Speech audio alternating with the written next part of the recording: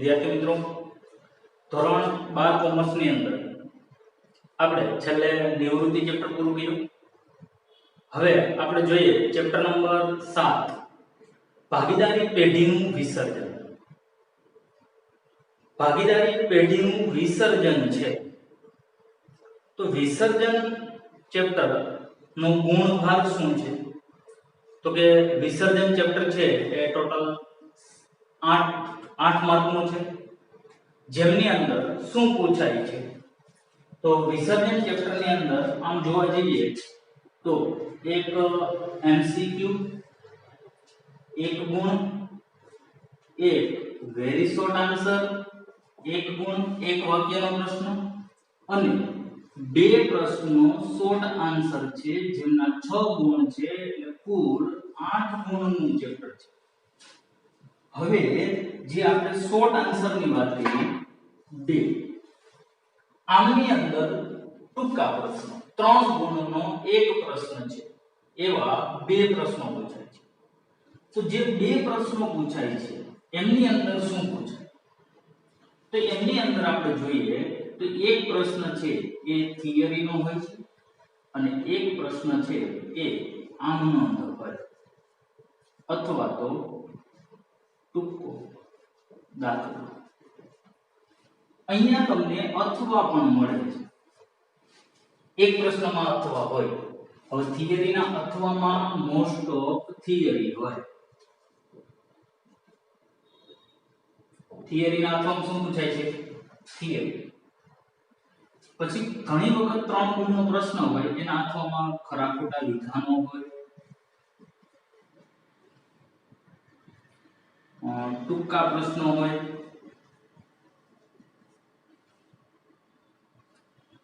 થિયરીનો 3 ગુણનો પ્રશ્ન, એના અથવામાં ખરા ખોટા અથવા તો ટૂંકા પ્રશ્નો.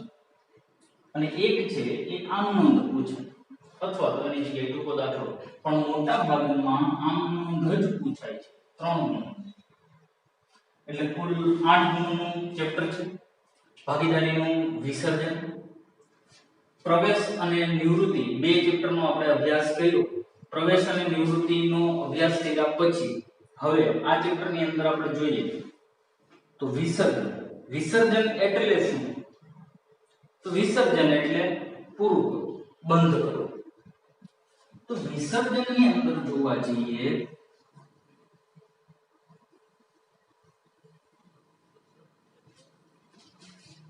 તો કેવી રીતે વિસર્જન થાય? સામાન્ય રીતે પ્રવેશ અને નિવૃત્તિમાં પણ વિસર્જન થતું હતું, પણ એ ભાગીદારીનું વિસર્જન હતું. હવે જે વિસર્જન છે ભાગીદારી પેઢીનું વિસર્જન. ભાગીદારીનું વિસર્જન અને ભાગીદારી પેઢીનું વિસર્જન બંને છે અલગ અલગ શબ્દ છે. આપણે જોઈએ તો વિસર્જનનો અર્થ. વિસર્જન એટલે શું? તો વિસર્જન એટલે જે તે બાબતના અસ્તિત્વનો અંત. વિસર્જન એટલે જે તે બાબતના અસ્તિત્વનો અંત. હવે એનું અસ્તિત્વ રહેવાનું નથી, સંપૂર્ણપણે બંધ. અહીં ભાગીદારી અને ભાગીદારી પેઢીના વિસર્જનના સંદર્ભમાં અભ્યાસ કરવાનો હોવાથી બે બાબતોનું વિસર્જન ધ્યાનમાં લેવામાં આવે છે. કઈ બે બાબતો? તો કે ભાગીદારી પેઢીનું વિસર્જન અને ભાગીદારીનું વિસર્જન. ભાગીદારી પેઢીનું વિસર્જન એટલે શું અને ભાગીદારીનું વિસર્જન એટલે શું? એક ગુણની અંદર પ્રશ્ન પૂછાય, વિસર્જન એટલે શું, ભાગીદારી પેઢીનું વિસર્જન એટલે શું, અથવા તો ભાગીદારીનું વિસર્જન એટલે શું? જ્યારે પેઢી તેનું ધંધાકીય કામકાજ કાયમ માટે બંધ કરે, એટલે કે કાયદાકીય દ્રષ્ટિએ પેઢીનું અસ્તિત્વ મટી જાય, ત્યારે ભાગીદારી પેઢીનું વિસર્જન થયું કહેવાય. આ ભાગીદારી પેઢીના વિસર્જન માટેની વ્યાખ્યા છે. વિસર્જન એટલે શું? પેઢીનું વિસર્જન એટલે શું? તો શું કહેવાય? તો કે જ્યારે ભાગીદારી પેઢીનું અસ્તિત્વ, ધંધાકીય કામકાજનું અસ્તિત્વ કાયમ માટે બંધ કરે અને કાયદાકીય દ્રષ્ટિએ તેનું અસ્તિત્વ મટી જાય, ત્યારે ભાગીદારી પેઢીનું વિસર્જન થયું એમ કહેવાય. ટૂંકમાં જ્યારે ચાલુ પેઢી બંધ થાય અને તેનો ધંધો બંધ કરવામાં આવે, ત્યારે પેઢીનું વિસર્જન થયું કહેવાય. ચાલુ પેઢી છે બંધ કરી દેવામાં આવે, ત્યારે ભાગીદારી પેઢીનું વિસર્જન થયું છે એમ કહેવામાં આવે. એક સિવાય હજી આના માટે વિસર્જન માટેના અર્થ અલગ અલગ છે. આગળ હજી જોઈએ આપણે. એક સિવાયના બાકીના બધા જ ભાગીદારો પેઢીમાંથી છૂટા થાય ત્યારે પણ ભાગીદારીનો અંત આવે છે. અને ચાલુ રહે તો એક જ ભાગીદાર હવે વ્યક્તિગત માલિકી બને છે. આ રીતે પણ પેઢીનું વિસર્જન બને છે. ભાગીદારો જે છે એ પૈકીના બધા જ ભાગીદારોમાંથી એક સિવાયના બધા ભાગીદારો છૂટા થઈ જાય. ધારો કે 3 ભાગીદારો છે એમાંથી 2 ભાગીદારો છૂટા થઈ તો વધશે એક જ ભાગીદાર. હવે એક ભાગીદાર વધે છે એ વ્યક્તિગત માલિકી થઈ જશે. એક જ વ્યક્તિની માલિકીની પેઢી થશે એટલે એકાંકી પેઢી કહેવાય. તો ભાગીદારી પેઢીનું વિસર્જન થયું કહેવાય અને એકાંકી પેઢી છે એ અસ્તિત્વમાં આવે. અથવા તો કેટલીક વાર પેઢીનો ચાલુ ધંધો છે કોઈ જોઈન્ટ સ્ટોક કંપનીને વેચી દેવામાં આવે ત્યારે પણ ભાગીદારી પેઢીનું વિસર્જન થયું કહેવાય. કારણ કે પછી પેઢી રહેતી નથી. જોઈન્ટ સ્ટોક કંપની શેર ધરાવતી કોઈ કંપનીને સમગ્ર પેઢી વેચી દેવામાં આવે ત્યારે પણ ભાગીદારી પેઢીનું વિસર્જન થયું છે એમ કહેવામાં આવે છે. આગળ જોઈએ પેઢી અને ભાગીદારીનું વિસર્જન. તેમની અંદર છે સૌપ્રથમ પહેલો મુદ્દો પેઢીનું વિસર્જન. તો આપણે જે બાબતો જોઈએ એ જ બાબતો આવશે પેઢીના વિસર્જનની અંદર. ભારતીય ભાગીદારી કલમ 39 અનુસાર પેઢીનું વિસર્જન કરી બધા જ ભાગીદારો છૂટા થાય અને તેમની વચ્ચે ભાગીદારીનો અંત આવે છે. તેથી પેઢીનું વિસર્જન થયું કહેવાય. ભારતીય ભાગીદારી કાયદો 1932 છે એમની કલમ નંબર 39 મુજબ બધા ભાગીદારો છૂટા થાય અને પેઢી બંધ કરવામાં આવે ત્યારે ભાગીદારી પેઢીનું વિસર્જન થયું એમ. આ પ્રકારે ભાગીદારીનું વિસર્જન કરી પેઢી બંધ કરવામાં આવે ત્યારે પેઢીનું વિસર્જન થયું. બધા ભાગીદારીનું વિસર્જન થાય છે અને પેઢીનું પણ વિસર્જન થાય છે. સંપૂર્ણપણે પેઢી છે બંધ કરી દેવામાં આવે છે. આવા સંજોગોમાં પેઢીનો ધંધો બંધ થાય છે. પરિણામે તેની મિલકતો વેચી તેની ઉપજમાંથી દેવાઓ ચૂકવાય છે અને વધતી રકમ છે એ ભાગીદારોના મૂડી ખાતે કરાર પ્રમાણે પરત કરવામાં આવે છે. સમગ્ર ધંધો બંધ કરવામાં આવે છે. પેઢીની જે મિલકતો છે એ મિલકતો વેચી દેવામાં આવે છે. ત્યાર પછી એમાંથી દેવાઓ ચૂકવવામાં આવે અને જો રકમ વધે તો ભાગીદારોને એમની મૂડી છે એ પરત કરવામાં આવે. જ્યારે પેઢીનો સમગ્ર ધંધો વેચી દેવામાં આવે ત્યારે પણ ભાગીદારી પેઢીનું વિસર્જન થયું એમ કહેવાય. આ એક પેઢીનું વિસર્જન થયું. હવે આપણે જોઈએ ભાગીદારીનું વિસર્જન. આમ તો આપણે ભાગીદારીનું વિસર્જન છે પ્રવેશાંક નિવૃત્તિમાં ભણી ગયા છીએ. ભાગીદારીનું વિસર્જન છે એ શું છે તો કે ભાગીદારો વચ્ચેનો સંબંધ બદલે. પેઢી છે એ બંધ થતી નથી. ફક્ત ને ફક્ત ભાગીદારો વચ્ચેનો સંબંધ બદલવામાં આવે. તો ભાગીદારો વચ્ચેનો સંબંધ બદલવામાં આવે ત્યારે શું થાય તો કે જ્યારે કોઈ એક ભાગીદારની નિવૃત્તિ કે મૃત્યુ, નાદારી કે અન્ય કારણોસર ધંધો બંધ ન કરવામાં આવે, બાકીના ભાગીદારો ધંધો ચાલુ રાખે ત્યારે જૂની ભાગીદારીનું વિસર્જન કહેવાય છે. અને ધંધામાંથી જતા ભાગીદાર સિવાય બાકીના ભાગીદારો ધંધો ચાલુ રાખે છે. જે ભાગીદારની નિવૃત્તિ લે છે, મૃત્યુ પામે છે અથવા તો નાદાર જાહેર થાય તેમને પેઢીમાંથી છૂટો કરવામાં આવે છે. એટલે આ એક ભાગીદાર સિવાયના જે ભાગીદારો છે એ પેઢીનો ધંધો ચાલુ રાખે અને બાકીના ભાગીદારો ધંધો ચાલુ રાખે છે અને પેઢી ચલાવે છે. એટલે જૂની ભાગીદારીનો અંત આવે છે. એક નવી ભાગીદારીની રચના થાય છે. સામાન્ય સંજોગોમાં ચાલુ રહેતા ભાગીદારો વચ્ચે ભાગીદારીનું પ્રમાણ બદલાય છે. નફા નુકસાન વહેંચણીનું પ્રમાણ બદલવામાં આવે છે. આ સંજોગોમાં પેઢીનું વિસર્જન થતું નથી. પરંતુ ભાગીદારીની પુનઃરચનાથી નવી ભાગીદારી અમલમાં આવે છે. એક અસ્તિત્વમાં નવી રચાયેલી પેઢી અસ્તિત્વમાં આવે છે. ભાગીદારોની સંખ્યા બદલે છે, ભાગીદારો બદલે છે. એટલે નવી ભાગીદારી અસ્તિત્વમાં આવે છે. આ ભાગીદારીનું વિસર્જન. પેઢીનું વિસર્જન થાય ત્યારે પેઢી છે એ સંપૂર્ણપણે બંધ કરી દેવામાં આવે છે. જ્યારે ભાગીદારીનું વિસર્જન થાય ત્યારે ભાગીદારો બદલે છે, પેઢી બંધ થતી નથી. ભાગીદારી એ ભાગીદારો વચ્ચેનો સંબંધ છે, જ્યારે પેઢી છે એ બધા જ ભાગીદારોનું એક સામૂહિક નામ છે. ભાગીદારી છે શું છે તો કે બધા વચ્ચેનો એક સંબંધ, અને ભાગીદારી પેઢી શું છે તો કે બધાનું એક સામૂહિક નામ, બધા વતી એક નામ છે ભાગીદારી પેઢી છે. આમની અંદરથી એક ટૂંકા પ્રશ્નો પૂછાય એક ગુણના. હવે આપણે એક પ્રશ્ન જોઈએ, ભાગીદારી અને ભાગીદારી પેઢીના વિસર્જન વચ્ચેનો તફાવત. ભાગીદારીનું વિસર્જન અને ભાગીદારી પેઢીનું વિસર્જન બંને વચ્ચેનો તફાવત છે. 3 ગુણની અંદર આ તફાવત છે એ પૂછાઈ શકે. તફાવતની અંદર આપણે જોઈએ તો સૌપ્રથમ પેલો મુદ્દો તો કે અર્થ. તો ભાગીદારીનું વિસર્જન એટલે તો કે ભાગીદારીનું પુનર્ગઠન એટલે ભાગીદારીનું વિસર્જન. ભાગીદારો વચ્ચેના સંબંધોમાં જે ફેરફાર થાય, પુનર્ગઠન થાય છે એને શું કહેવાય તો કે ભાગીદારીનું વિસર્જન કહેવાય. સામે પેઢીનું વિસર્જન એટલે તો કે ભાગીદારી પેઢીનો કાયમી અંત એટલે ભાગીદારી પેઢીનું વિસર્જન. સંપૂર્ણપણે પેઢી બંધ કરી દેવામાં આવે, કાયમી માટેનો અંત આવે ત્યારે એને ભાગીદારી પેઢીનું વિસર્જન કહેવાય.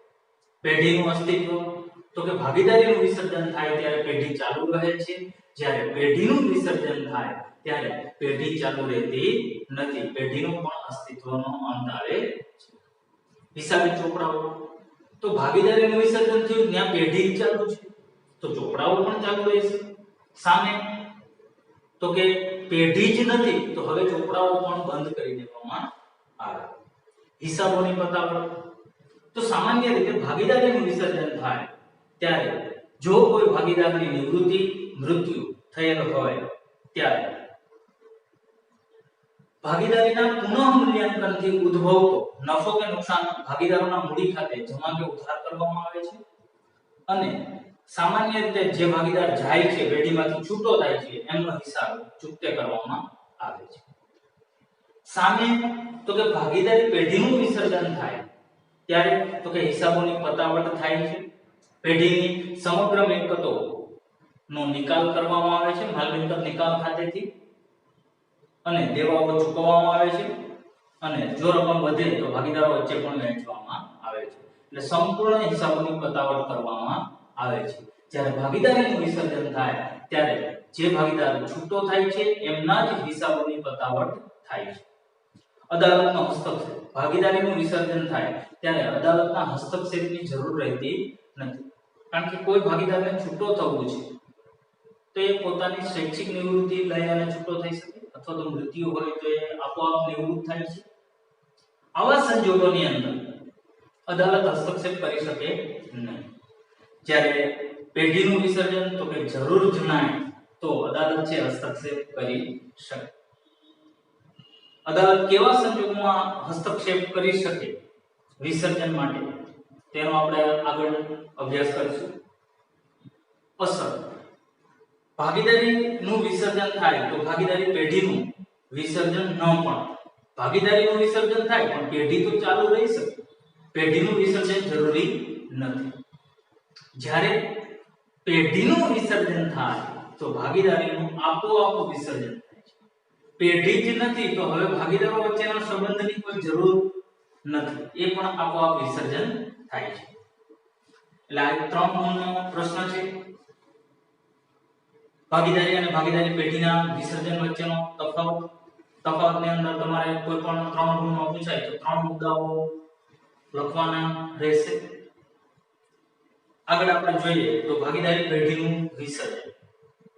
ભાગીદારી પેઢીના વિસર્જન ની મહત્વની બાબતોનો આપણે અભ્યાસ કરીએ તો એની અંદર 3 બાબતો છે. વિસર્જનની રીતો કે પદ્ધતિઓ, વિસર્જનના હિસાબતની પતાવટ અંગેની કાનૂની જોગવાઈઓ અને અન્ય જોગવાઈઓ, અને વિસર્જનની સામાન્ય વિધિ કે પ્રક્રિયા.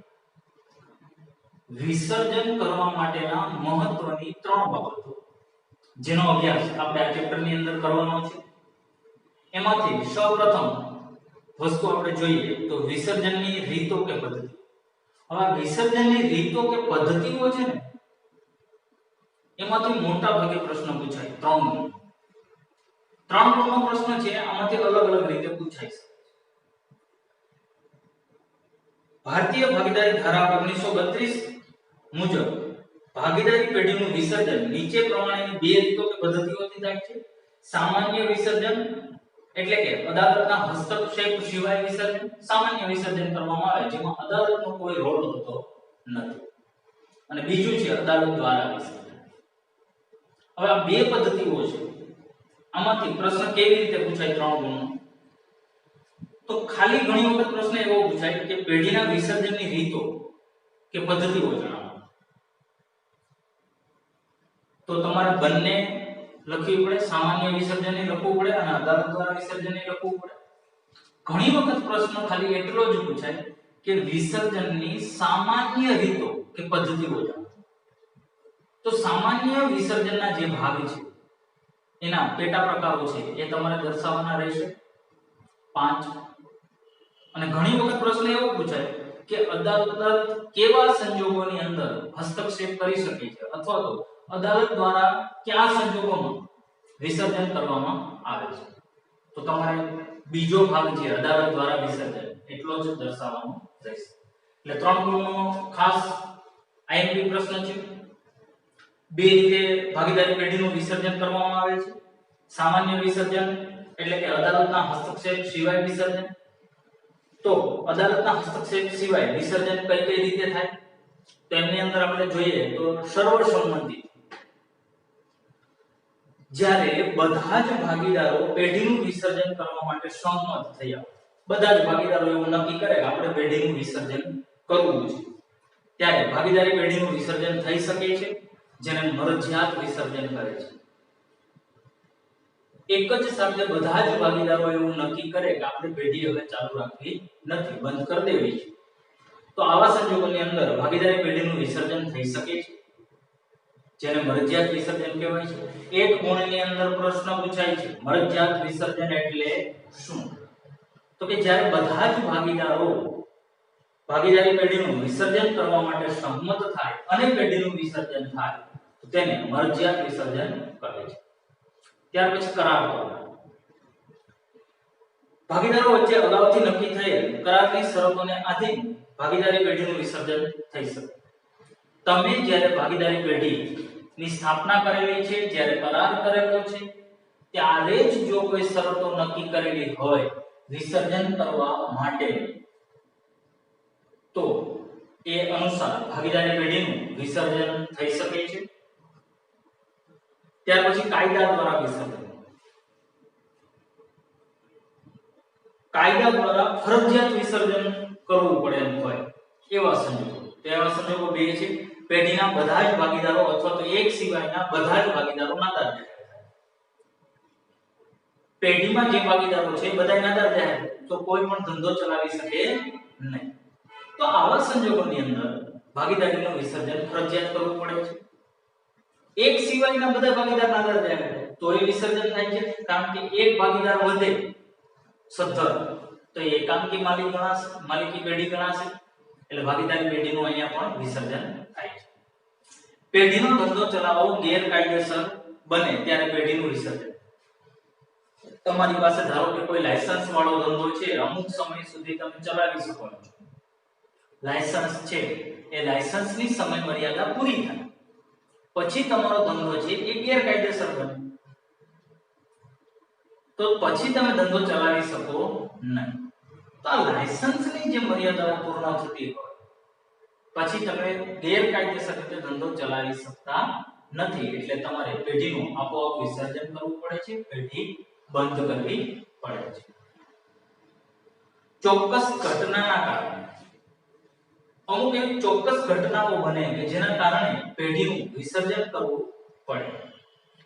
જો કોઈ ભાગીદારી પેઢી અમુક ચોક્કસ મુદ્દત માટેની હોય અને મુદ્દત પૂરી થતા વિસર્જન થાય છે, જો કોઈ ચોક્કસ હેતુ માટે સ્થપાઈ હોય અને તેનો હેતુ પૂર્ણ થવાથી પણ પેઢીનું આપોઆપ વિસર્જન ચોક્કસ મુદ્દત માટે જ ભાગીદારી પેઢીની સ્થાપના થયેલી હોય અથવા તો હેતુ માટે સ્થાપના થયેલી હોય.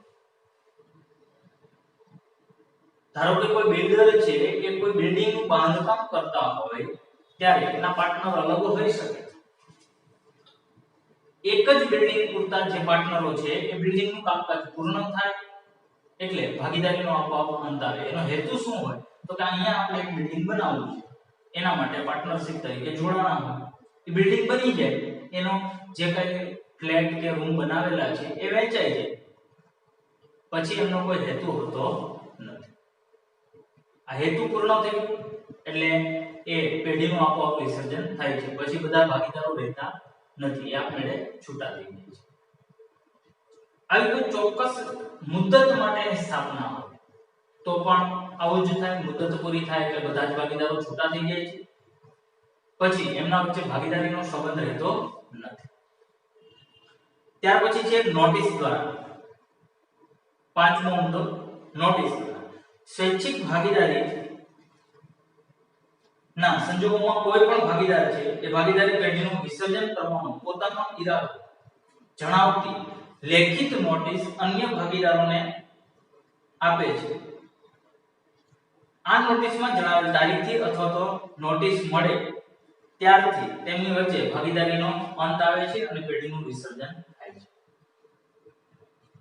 બે ભાગીદારો છે, બે ભાગીદારો પૈકી એક ભાગીદાર છે પેઢીનું વિસર્જન કરવા માંગે છે તો એ લેખિત નોટિસ અન્ય ભાગીદારને આપે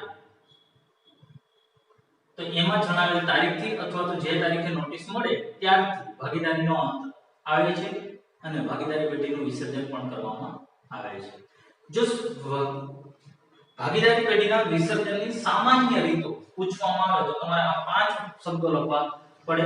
સર્વસંમતિથી, કાયદા દ્વારા વિસર્જન, ચોક્કસ ઘટનાના કારણે વિસર્જન, નોટિસ દ્વારા વિસર્જન અને કરાર. આ પાંચ જે છે એ સામાન્ય વિસર્જનની રીતો છે. સાંભળો, રીતો, પદ્ધતિઓ છે.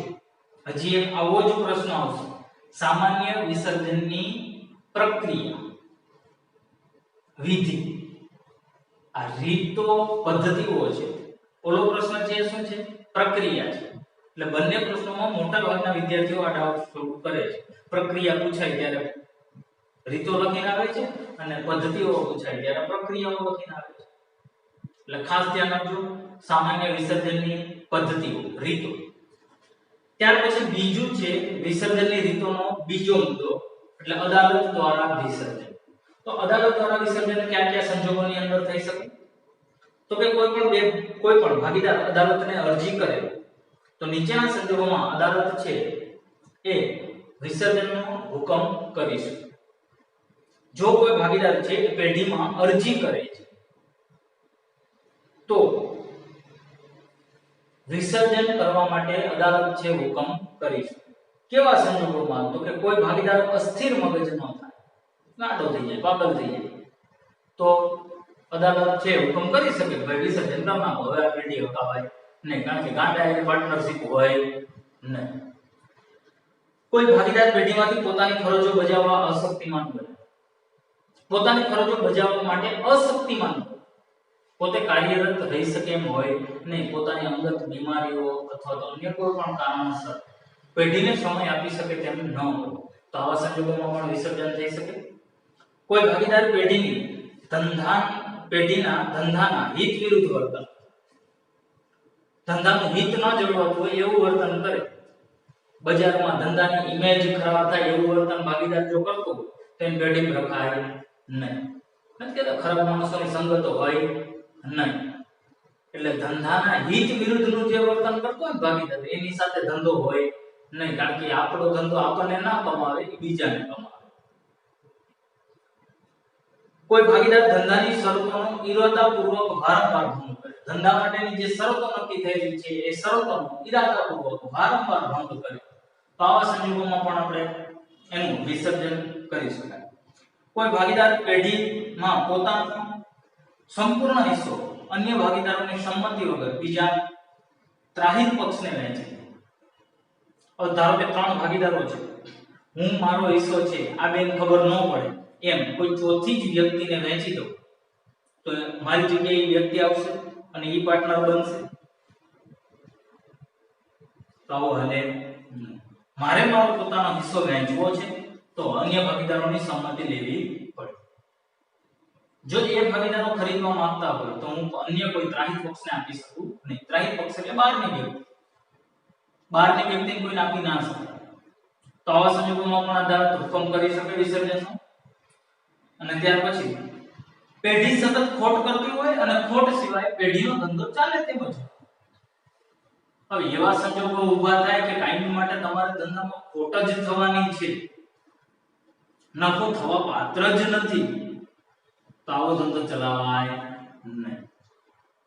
આવા ધંધાને વહેલી તકે સંકેલી લેવાય એટલે કે બંધ કરી દેવાય, વિસર્જન કરી નાખવામાં આવે.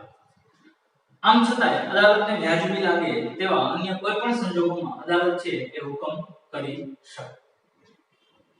વિસર્જન કરવાના હુકમ છે અદાલત અન્ય સંજોગોમાં પણ કરી શકે જો કોઈ વ્યાજબી કારણ હોય તો. તો આ અદાલત દ્વારા વિસર્જનના 7 મુદ્દાઓ છે.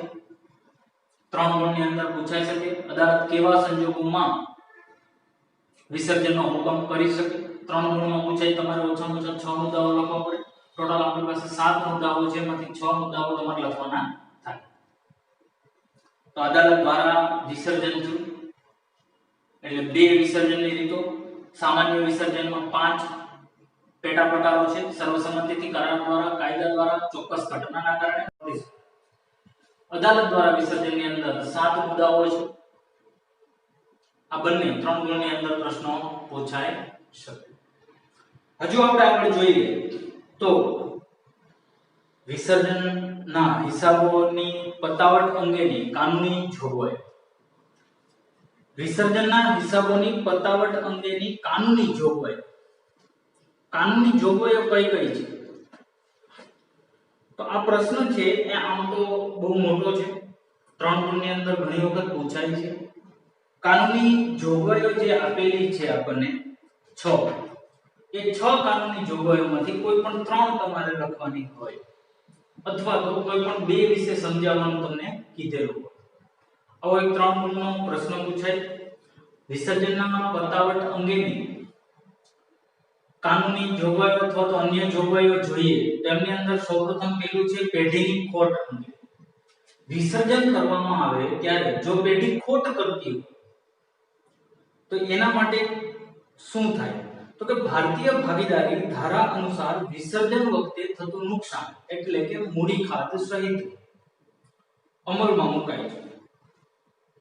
કેવી રીતે અમલમાં મુકાય? મૂડી ખાત સહિતનું. મૂડી ખાત એટલે શું?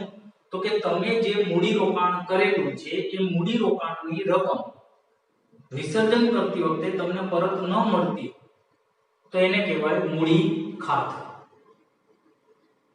કેવી રીતે અમલમાં મુકાય? તો કે સૌપ્રથમ પેઢીના નફામાંથી માંડી વિસર્જન વખતે જે નુકસાન થાય છે એ નુકસાન શેમાંથી માંડી વાળવામાં આવે? તો કે નફામાંથી. જો તમારી પાસે ભાગીદારો વચ્ચે વહેંચ્યા વગરનો નફો હોય તો આ નફામાંથી માંડી વાળવામાં આવે છે.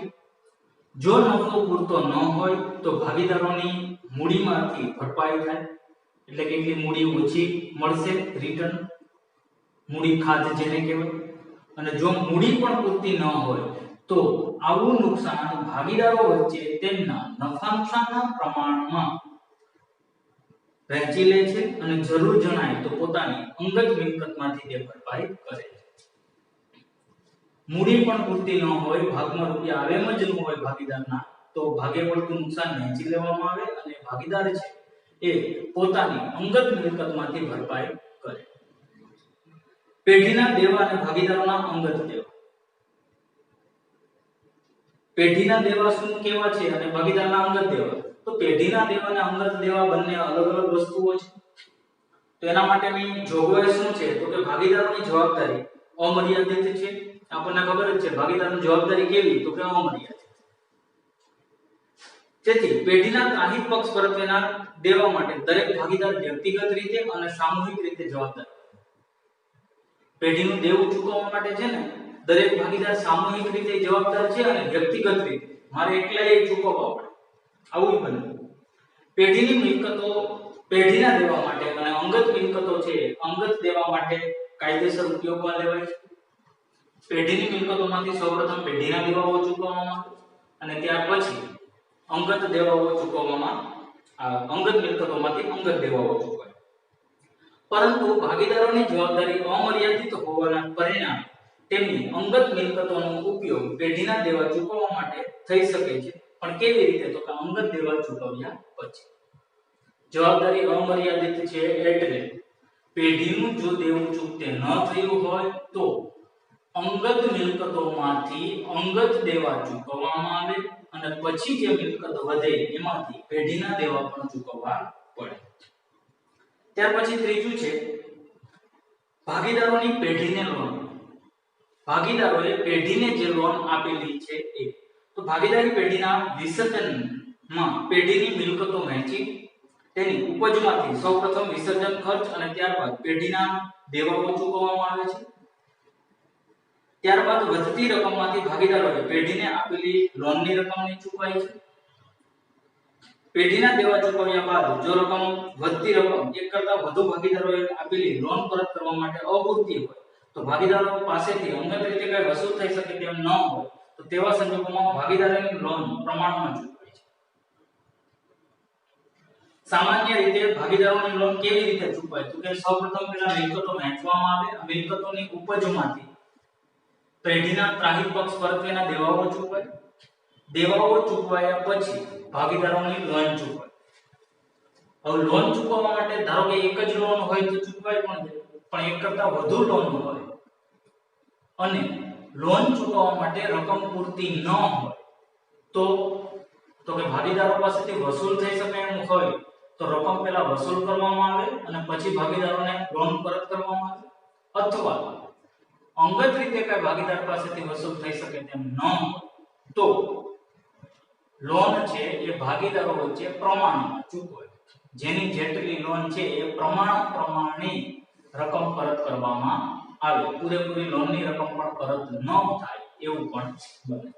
આ ભાગીદારની લોન થઈ. ત્યાર પછી નો મુદ્દો છે એ ભાગીદારના પત્નીની લોન. તો ભાગીદારની પત્નીની લોન પોતાના સ્ત્રી ધનમાંથી પેઢીને લોન આપેલ હોય તો તેવી લોનની રકમ પેઢીના સામાન્ય દેવાની જેમ જ ત્રાહિત પક્ષ પરત્વેના દેવા તરીકે ચૂકવવામાં આવે છે. ભાગીદારની પત્ની પાસેથી જો લોન લેવામાં આવેલી હોય અને એ લોન પત્નીએ પોતાના સ્ત્રી ધનમાંથી આપેલી. સ્ત્રી ધનમાંથી આપેલી હોય એટલે તો કે કરિયાવરમાંથી આપેલી હોય. માયકેથી જે લાવેલ હોય ને કરિયાવરમાં જો થી લોન આવી હોય ને તો એ ત્રાહિત પક્ષ પરત્વેનું દેવું ગણવામાં આવે છે અને ત્રાહિત પક્ષ પરત્વેના દેવાની સાથે જ ચૂકવવામાં આવે છે. એટલે મિલકતોની ઉપજમાંથી સૌપ્રથમ ત્રાહિત પક્ષ પરત્વેના દેવા ચૂકવાય તો એની સાથે જ લોન ચૂકવી દેવામાં આવે. પણ સ્ત્રી ધનમાંથી હોય તો. પરંતુ જો પતિના નાણામાંથી તેણે પેઢીની લોન આપેલી હોય તો આવી લોન ભાગીદારની જ લોન ગણાય છે. તો મુદ્દા નંબર 3 અનુસાર ચૂકવાય કારણ કે ભાગીદારની લોન ગણાશે. પતિના નાણામાંથી હોય તો ઘરે આપણે પૈસા શાકભાજી માટે આપ્યા હોય એમાંથી કટકી કરીને ભેગા કર્યા હોય ને પાછા આપણને લોન તરીકે આપ્યા હોય તો એ ભાગીદારની જ લોન ગણાય. સ્ત્રી ધનમાંથી લોન આપેલી હોય તો એ પત્નીની લોન છે. એ ત્રાહિત પક્ષ પરત્વેનું દેવું છે. ભાગીદારોની જવાબદારી તો કે ભાગીદારોની જવાબદારી અમર્યાદિત છે. જો કોઈ ભાગીદારો નાદાર જાહેર થાય તો સદ્ધર ભાગીદારે પેઢીના તમામ દેવા પોતાની અંગત મિલકતમાંથી પણ ચૂકવવા પડે છે. એક ભાગીદાર કે કોઈ એક ભાગીદાર નાદાર જાહેર થાય અથવા તો એક સિવાયના બધા ભાગીદારો નાદાર જાહેર થાય તો સદ્ધર ભાગીદાર જે છે એમને પેઢીના તમામ દેવાઓ ચૂકવવાની જવાબદારી લેવી પડે અને પોતાની અંગત મિલકતમાંથી પણ ચૂકવવા પડે. ત્યાર પછી છઠ્ઠો મુદ્દો છે પેઢીની મિલકતોની ઉપજની વહેંચણી. આ મુદ્દો ખાસ અગત્યનો છે. ઉપજની વહેંચણી કયો અથવા તો વિસર્જનની સામાન્ય વિધિ કે પ્રક્રિયા. નીચે તમને સી આપેલ છે વિસર્જનની સામાન્ય વિધિ કે પ્રક્રિયા. આનો જવાબ પણ એ જ છે મિલકતોની ઉપજની વહેંચણી. 3 ગુણની અંદર પ્રશ્ન પૂછાય છે. મિલકતોની ઉપજની વહેંચણી કેવી રીતે કરવામાં આવે? તો કે પેઢીની મિલકતોની ઉપજમાંથી ચૂકવણી નીચેના ક્રમમાં કરવામાં આવે છે. સૌપ્રથમ પેઢીનો વિસર્જન ખર્ચ ચૂકવવો. વિસર્જન કરવા માટે તમે જે ખર્ચ કરેલો છે એ સૌપ્રથમ ચૂકવવામાં આવે. આ ખર્ચ ચૂકવ્યા પછી ત્યારબાદ ત્રાહિત પક્ષ પર તેના દેવાઓ ચૂકવાય. એટલે કે બહારની જે વ્યક્તિઓ છે, ધંધા સાથે જો સંકળાયેલ વ્યક્તિઓ છે, એમના દેવાઓ ચૂકવવામાં આવે. ત્યારબાદ ભાગીદારોની લોન ચૂકવાય. છેલ્લે ભાગીદારોની મૂડી અને ચાલુ ખાતાની બાકીઓ પરત કરવામાં આવે. અને તેમ છતાં જો રકમ વધે એટલે કે નફો થયો હોય તો ભાગીદારો વચ્ચે નફા નુકસાનના પ્રમાણમાં વહેંચવામાં. આ 5 મુદ્દાઓ છે. 3 ગુણની અંદર પ્રશ્ન પૂછાય. વિસર્જનની સામાન્ય વિધિ કે પ્રક્રિયા સમજાવો. જો સામાન્ય વિસર્જનની રીતો તો એ આપણે આગળ જોઈએ. સર્વસંમતિથી, કરાર દ્વારા, ચોક્કસ ઘટનાના કારણે, કાયદા દ્વારા, નોટિસ. આ વિસર્જનની સામાન્ય વિધિ પ્રક્રિયા છે, જેના 5 મુદ્દા છે. સૌપ્રથમ વિસર્જન ખર્ચ ચૂકવાય, ત્યારબાદ ત્રાહિત પક્ષ પર તેના દેવાઓ ચૂકવાય, ત્યારબાદ ભાગીદારોની લોન ચૂકવાય. તેમ છતાં રકમ વધે તો ભાગીદારોની મૂડી ખાતા અને ચાલુ ખાતા પરત થાય. અને તેમ છતાં રકમ વધે તો નફો થયો હોય એટલે કે ભાગીદારો વચ્ચે નફા નુકસાનના પ્રમાણમાં વહેંચવામાં આવે. ત્યાર પછીનો એક મુદ્દો છે વિસર્જનની હિસાબી અસરો માટેનો. તો વિસર્જનની હિસાબી અસરો કેવી રીતે આપવી? ભાગીદારી પેઢીનું વિસર્જન થતા તેની મિલકતો વહેંચી અને મળેલ આવકમાંથી દેવાઓ ચૂકવાય. રકમ વધે તો મૂડી પરત થાય છે અને ચોપડાઓ બંધ કરવામાં આવે. આ સમગ્ર કાર્યવાહીના અમલ માટે નીચે પ્રમાણેની હિસાબી અસરો આપવામાં આવે છે. તો એમની અંદર એક પ્રશ્ન છે, વિસર્જન વખતે ક્યાં ક્યાં ખાતાઓ ખોલવામાં આવે છે અથવા તો ક્યાં જરૂરી ખાતાઓ ખોલવા પડે છે? તો એમની અંદર પેલું તમને આપ્યું એ જરૂરી ખાતાઓ ખોલવા. તો જરૂરી ખાતાઓ ક્યાં ક્યાં છે? તો એમની અંદર આપણે જોઈએ તો સૌપ્રથમ માલ મિલકત નિકાલ ખાતું, ભાગીદારોના લોન ખાતા જો હોય તો, મૂડી ખાતા અને ચાલુ ખાતા અને રોકડ બેંક. તો આ તમે 4 ખાતાઓ છે. આ 4 ખાતાઓ તૈયાર કરવામાં એક ખાતું નવું માલ મિલકત નિકાલ ખાતું, મામીની ખાતું. બાકીના 3 ખાતાઓ છે લોન ખાતા છે, મૂડી ખાતા, ચાલુ ખાતા, રોકડ બેંક. આ સામાન્ય ખાતાઓ છે. પેલું માલ મિલકત નિકાલ ખાતું. માલ મિલકત નિકાલ ખાતું છે એ શું છે? તો એના વિશે આપણે જોઈએ. માલ મિલકત નિકાલ ખાતું 3 ગુણની અંદર પૂછાય છે. ટૂંક નોંધ લો. માલ મિલકત નિકાલ ખાતું. તો ટૂંક નોંધ આપણે જોઈએ તો પેઢીના વિસર્જન સમયે પેઢીની મિલકતો અને દેવાના નિકાલની હિસાબી અસરો આપવા માટે તૈયાર કરવામાં આવતું ખાતું એટલે માલ મિલકત નિકાલ. વિસર્જન કરવામાં આવે એટલે મિલકતોનો નિકાલ કરવાનો છે, દેવાઓની ચૂકવણી કરવાની છે. તો વિસર્જન વખતે પેઢીની મિલકતો અને દેવાના નિકાલની હિસાબી અસરો આપવા માટે તૈયાર કરવામાં આવતું ખાતું એટલે માલ મિલકત નિકાલ ખાતું. માલ મિલકત નિકાલ ખાતાને સંપાદન ખાતા તરીકે પણ ઓળખવામાં આવે છે. એટલે માલ મિલકત નિકાલ ખાતાનું બીજું નામ છે સંપાદન ખાતું. ભાગીદારી પેઢીના વિસર્જન સમયે ચોપડાઓ બંધ કરવા માટે રોકડ બેંક ખાતા સિવાયની મિલકતો અને દેવાના ખાતાઓ બંધ કરી માલ મિલકત નિકાલ ખાતે તેની ચોપડે કિંમતે લઈ જવાય છે. વિસર્જન કરવામાં આવે ત્યારે કેવી રીતે ચોપડાઓ બંધ થાય? તો કે રોકડ બેંક ખાતા સિવાયની જે મિલકતો અને દેવાઓ છે એ તમામના ખાતા બંધ કરી અને માલ મિલકત નિકાલ ખાતે લઈ જવામાં આવે છે. અને એ પણ ચોપડે કિંમત, પાકા સરેઆમ જે કિંમત દર્શાવેલી છે એ જ કિંમતે મામીની ખાતે લઈ જવામાં આવે છે. ત્યારબાદ મિલકતોની ઉપજ ની રકમ રોકડ ખાતે ઉધારી માલ મિલકત નિકાલ ખાતે જમા કરવામાં આવે છે. મિલકત વહેંચવામાં આવે તો આપણી પાસે રોકડ આવે એટલે રોકડ ખાતે ઉધારી અને મામીની ખાતે જમા કરવામાં આવે છે. દેવાની ચૂકવણીની રકમ મામીની ખાતે ઉધારી અને રોકડ ખાતે જમા કરવામાં આવે છે. દેવું ચૂકવવામાં આવે તો આપણી પાસેથી રોકડ જાય એટલે દેવા ખાતે મામીની ખાતે ઉધાર કરવામાં આવે અને રોકડ ખાતે જમા કરવામાં આવે છે. માલ મિલકત નિકાલ ખાતામાં આવતો તફાવત મામીની ખાતાનો નફો કે નુકસાન હશે. આ તફાવત ભાગીદારો વચ્ચે નફા નુકસાનની વહેંચણીના પ્રમાણમાં ફાળવી આપવામાં આવે છે. જો નફો હોય તો મૂડી ખાતે જમા થાય અને ખોટ હોય તો મૂડી ખાતે ઉધાર. માલ મિલકત નિકાલ ખાતાનો તફાવત જે આવે છેલ્લે એ તફાવત છે નફો કે ખોટ હોય. જો નફો હોય તો ભાગીદારો મૂડી ખાતે જમા થાય અને મામીની ખાતે ઉધાર. ખોટ હોય તો મામીની ખાતે જમા થાય અને ભાગીદારો મૂડી ખાતે ઉધાર કરવામાં આવે છે. પેઢીનો વિસર્જન ખર્ચ છે એ મામીની ખાતે ઉધારીને ચૂકવવામાં આવે છે. એ મુદ્દો ટેક્સ્ટ બુક ની અંદર લખેલો નથી, ઉમેરી શકાય. પેઢીનો વિસર્જન ખર્ચ મામીની ખાતે ઉધારીને ચૂકવવામાં આવે છે. ઉપર મુજબની વિસર્જનની હિસાબી અસરો આપવા માટે માલ મિલકત નિકાલ ખાતું તૈયાર કરવામાં આવે છે. માલ મિલકત નિકાલ ખાતું નફા કે નુકસાનની વહેંચણી ભાગીદારો વચ્ચે થાય છે. તેથી ઉપજ ખર્ચ ખાતાનો એક પ્રકાર ગણાય છે. માલ મિલકત નિકાલ ખાતું છે એ શેનો પ્રકાર છે? તો કે ઉપજ ખર્ચ ખાતાનો પ્રકાર છે. એટલે વિસર્જનની અંદર સૌથી જો અગત્યનું હોય તો મામીની ખાતું છે. 3 ગુણની અંદર ટૂંકનોંધ ઘણી વખત પૂછાય છે, એટલે આપણે ટૂંકનોંધ તૈયાર કરી લેશું. હવે પછી છે એ આપણે નેક્સ્ટ લેક્ચરની અંદર વિસર્જન અંગેની આમ નોંધનો અભ્યાસ કરીશું.